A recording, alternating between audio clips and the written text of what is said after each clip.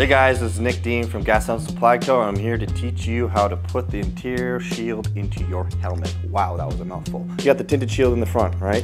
Lift it up, bit of a conflict. You got a dark shield inside. Why the fuck would you do that? Let's get rid of that. So simply, there's two little sides of the lock, pull that out.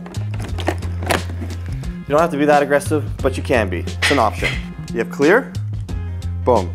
It's not a conflict with the dark shield, you can see at night. For those guys that have real bad eyes and you don't want to squint, this is the orange. It's called amber.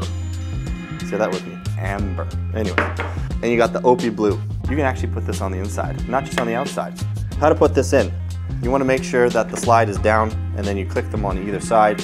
Two little locking mechanisms. You want to make it click. It's clicked now. And that's how you do it. Any more questions?